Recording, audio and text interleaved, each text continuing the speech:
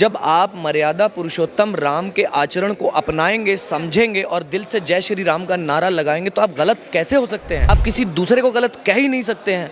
वो तो एक अपने वादे के लिए वो 14 साल तक अगर वनवास काट सकते हैं, वो सीता माता को अपनी धर्म पत्नी के लिए इतना बड़ा युद्ध कर सकते हैं वो, और कितने सारे उन्होंने ऐसे काम किए हैं जो उनके चरित्र को दर्शाते हैं, वो गलत कैसे हो सकता है? मेरा धर्म, मेरी सभ्यता तो मेरे लिए सर्वप्रिय है, सबसे अच्छी है। उसी ने तो मुझे सिखाया प्यार करना। जय सिया राम दर्शकों, कैसे हैं आप सब? देखिए, थोड़ा आप लोगों को ताज्जुब हो रहा होगा कि आज अपूर्वा जी ने जय सिया राम बोल के इंटरव्यू स्टार्ट क्यों किया। पीछे दिखाना चाहेंगे, मंडली नामक ये फिल्म है, तो इस दृश्य से समझ आ रहा होगा सीता जी हैं, लक्ष्मण जी हैं और प्रभु श्री राम हैं, और पीछे ये दानव जैसे हंसते हुए व्यक्ति हैं। परंतु ये रावण नहीं है। लेकिन रामलीला सभी ने देखी, राम जी का इतिहास सभी को पता है, परंतु उस रामलीला के पीछे कितनी मेहनत होती है, किरदार जो निभाते हैं उनके ऊपर क्या बीती होती है, क्या कुछ मेहनत लगती है, उसी विषय को जानने के लिए अभिषेक जी जो इस मंडली में लक्ष्मण जी का किरदार निभा रहे हैं, इनसे बातचीत करेंगे।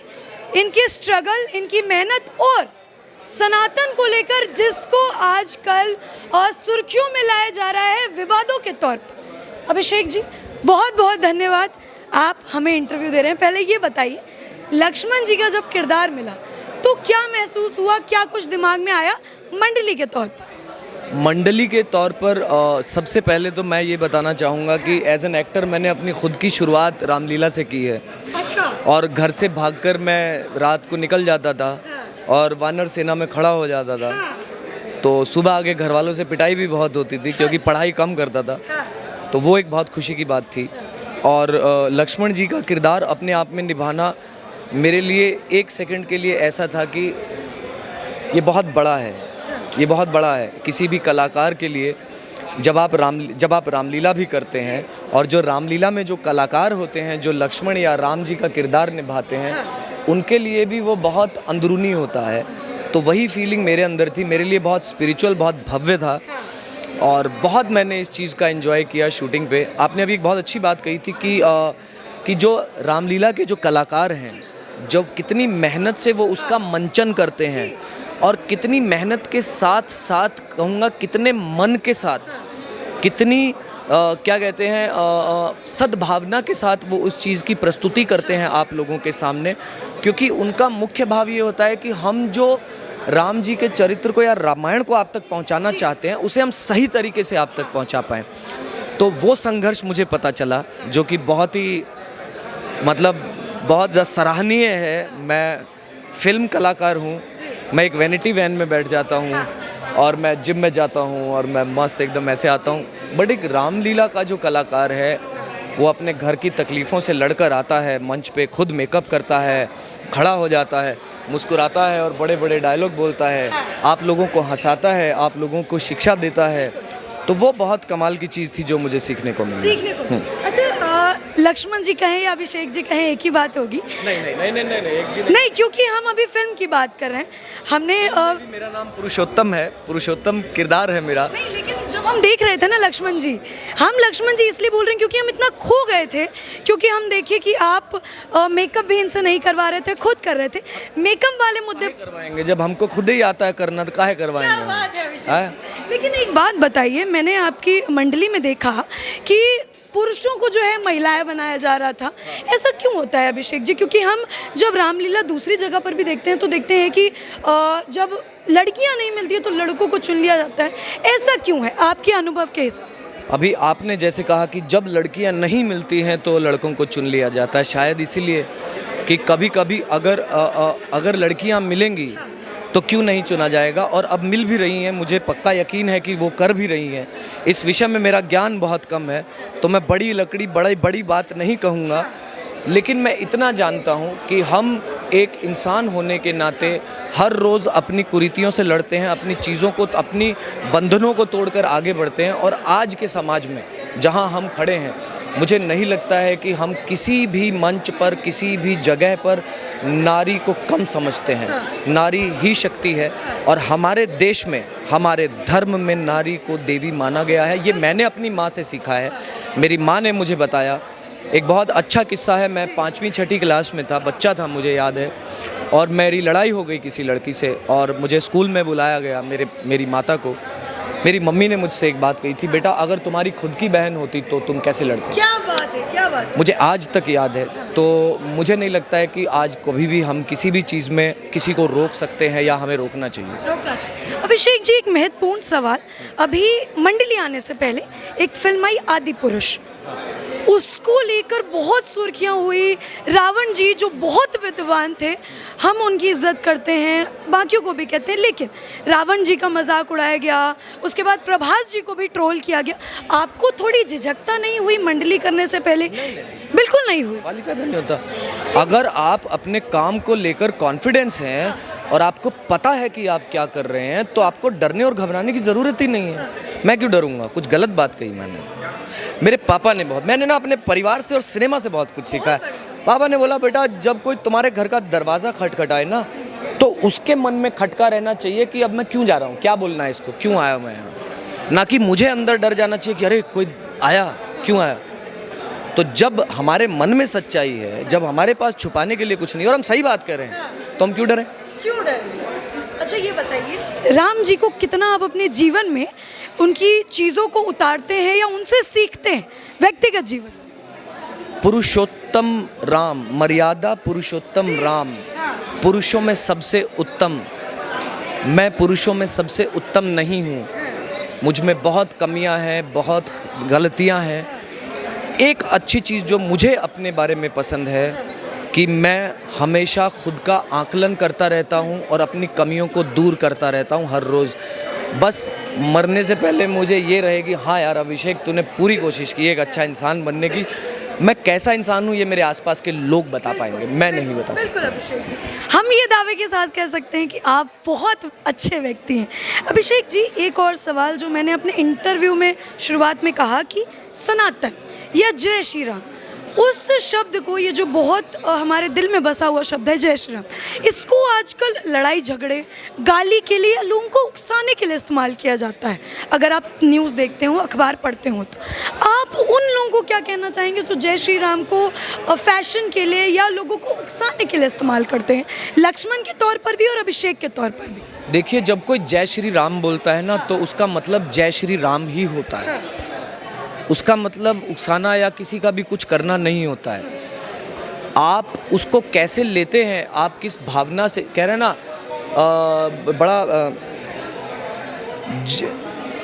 वो मैं भूल गया उसको, वो है जिन देखी मूरत ऐसी, तिन देखी प्रभु सूरत ऐसी, ऐसा कुछ है ना, आप समझ कि मानो तो गंगा, ना मानो तो बहता पानी।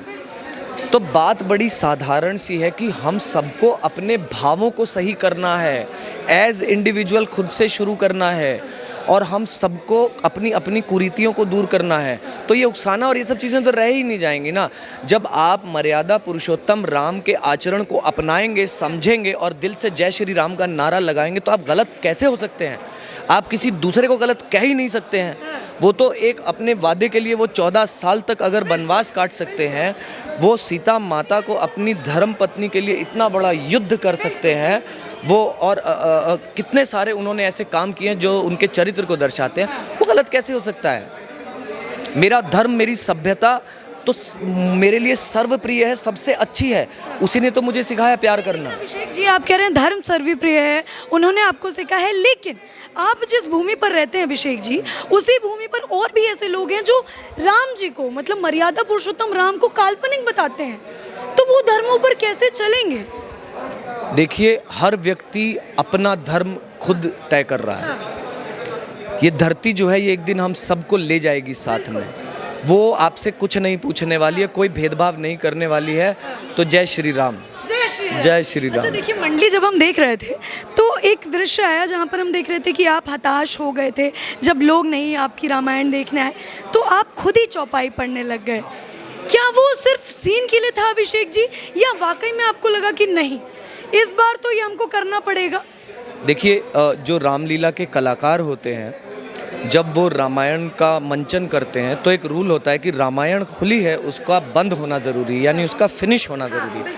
आप उसको बीच में अधूरा नहीं छोड़ सकते हैं। तो उस वजह से मेरे किरदार ने, पुरुषोत्तम ने, कि कोई देखने नहीं आ रहा है तो क्या हुआ, मेरा भाव सच्चा है, मैं अपने श्री राम जी का सच्चा हूँ और मैं इस रामायण को पूरा करूँगा। तो मैंने उसका मंचन किया खुद के लिए। मेरा भगवान मुझे देख रहा था उस समय, और ठीक उसी तरह हमारे जीवन में जब हम सही और गलत करते हैं तो वो भगवान देख रहा होता है, और वो भगवान हमारे भीतर है। क्या बात है अभिषेक जी। अच्छा, एक और सवाल, देखिए आपने अभी लक्ष्मण का किरदार निभाया, एक राम जी का किरदार निभाने वाले आए थे अरुण गोविल जी। उनकी रामायण आज के बच्चे बच्चे को याद है। आपको क्या लगता है ये मंडली किस किस को याद होने वाली है, या किस किस के दिल में छवि छोड़ने वाली है? ये हर बच्चे, बूढ़े, हर हिंदुस्तानी के मन में ये छवि छोड़ने वाली है। और मुझे तो यहाँ तक लगता है कि अंतर्राष्ट्रीय स्तर पे भी जब बाहर के लोग इस सिनेमा को देखेंगे तो वो कहीं ना कहीं हमारे भारतीय सभ्यता, हमारी संस्कृति को और भी सराहेंगे और भी इसके बारे में जानेंगे।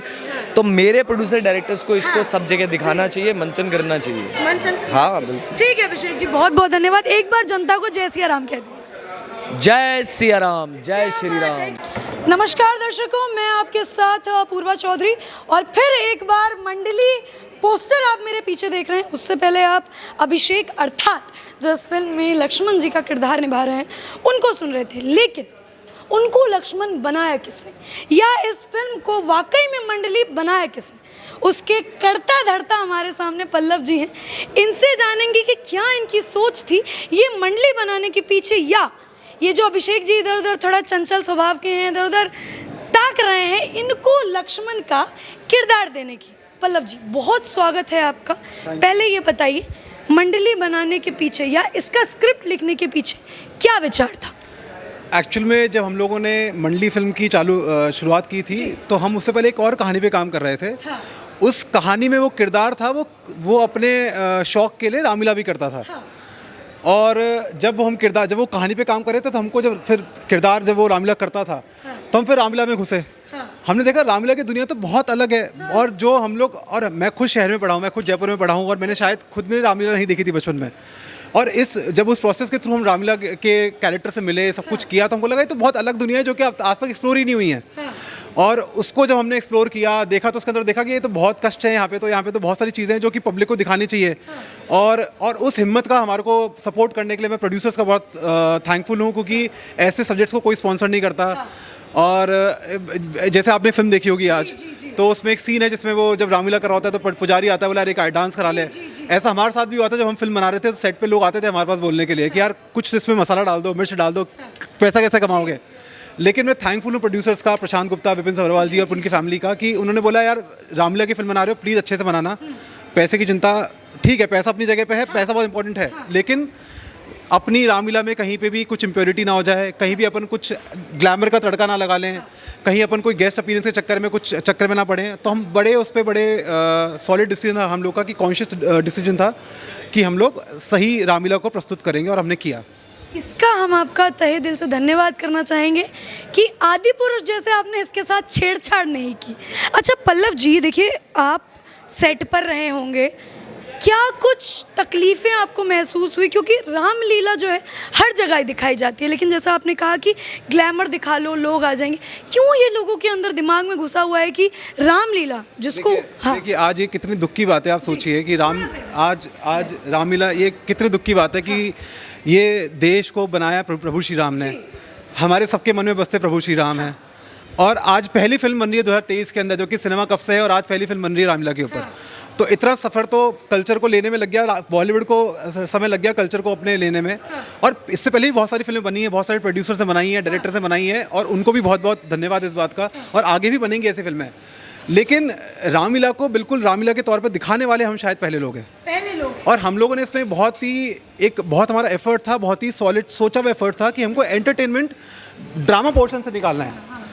मतलब उनके कैरेक्टर के साथ जीवन में जो घट रहा है वहाँ से जो कॉमेडी लेनी है, स्टेज पे कोई कॉमेडी हम लोग ने बर्दाश्त ना करिए, ना हमने कोई दिखाई है, आपने देखी है फिल्म। तो जो भी कॉमेडी घट रही है उनकी ज़िंदगी में घट रही है, उनका ह्यूमर, उनका पर्सनल ह्यूमर है जो वो हम लोग जैसे एंटरटेनमेंट कर रहे हैं। इस स्टेज को हम लोगों ने बिल्कुल सैंक्टिटी और बहुत ही प्योरिटी से इसको पेश किया है पूरी फिल्म पेश में। किया है। अच्छा, मंडली बनाने से पहले पल्लव जी, क्या आप किसी रामलीला करने वाले व्यक्ति से मिले थे जो हम लोगों ने ना करके 100 या फिर 100 से 120 इंटरव्यू लिए होंगे। 120? हम लोगों ने, हमारी टीम 3 लोगों की टीम जो विनय अग्रहरी जो हमारे एक राइटर है वो लीड कर रहे थे।